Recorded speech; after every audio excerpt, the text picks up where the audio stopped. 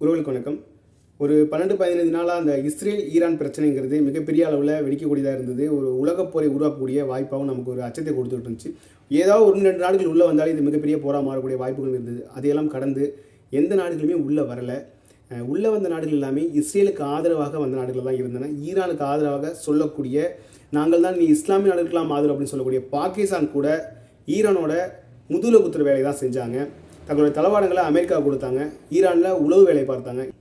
இதெல்லாமே செஞ்சாங்க.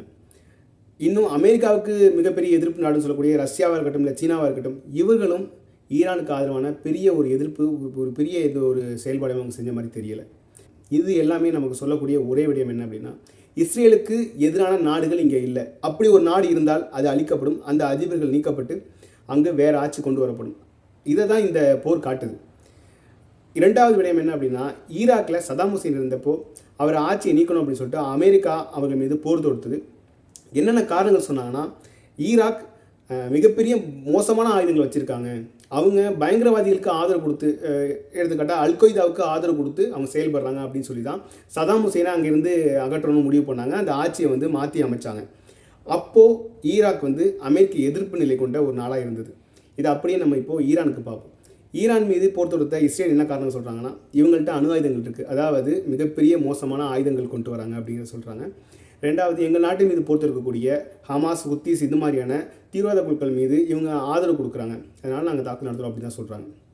மூணாவது அவங்க சொல்லக்கூடியது, அல்தேலா ஹமேனியை நீக்கிட்டா இந்த போர் முடிஞ்சிடும் அப்படிங்கிற சொல்கிறாங்க. அதாவது சதாம் ஹுசேனை நீக்கினதுக்கு அப்புறம் அந்த நாடு அமெரிக்க ஆதரவு நாடாக மாறும் அப்படிங்கிறத அமெரிக்கா எதிர்பார்த்தது. அதே தான் இப்போ இருக்கக்கூடிய ஈரானில் அல்தேலா ஹமேனி நீக்கிட்டாங்க அப்படின்னா இந்த ஈரான் நாடு அமெரிக்க ஆதரவு நாடாக மாறும்.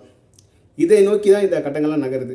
இந்த போரில் நமக்கு ஒரு விடயம் என்ன புரியுது அப்படின்னா, இஸ்ரேலை எதிர்க்கக்கூடிய நாடுகள் இங்கே இல்லையா அப்படின்ற ஒரு கேள்வியுமே வருது. இன்னொரு விடயம் என்னென்னா, ப்ராக்சின்னு சொல்லுவாங்க. தான் நேரடியாக ஒரு விஷயத்தை எதிர்க்காமல் இன்னொருத்தர் மூலமாக அந்த விஷயத்தை செய்ய வைப்பாங்க. ஈராக் மீது அமெரிக்கா போர் தொடுத்தது. அமெரிக்க எதிர்ப்பு நாடாகக்கூடிய இந்த நாடுகளை மாற்றணும்னு சொல்லி. ரெண்டாவது, அவங்க மீது ஆயுதம், அந்த நிறைய கதைலாம் சொன்னாங்க, அதை விடுங்க. ஈரான் ஒரு அமெரிக்க எதிர்ப்பு நாடு, இஸ்ரேல் எதிர்ப்பு நாடு. இதே தான் ஈராக்கும் இருந்தது. இஸ்ரேல் எதிர்ப்பு, அமெரிக்க எதிர்ப்பு நிலையில் இன்றைக்கி அவங்க சொல்லக்கூடியது மாற்றிட்டா இது மாறிடும் அப்படிங்கிறது தான். அமெரிக்காவோட ப்ராக்சியாக இஸ்ரேல் இருக்கா, இல்லை இஸ்ரேலோட ப்ராக்சியாக அமெரிக்கா செயல்பட்டுச்சா, இஸ்ரேலுக்காக எல்லா நாடுகளும் சேர்ந்து இயங்குதோ அப்படின்ற கேள்வியுமே நிறைய பேருக்கு எழுந்திருக்கு. நன்றி.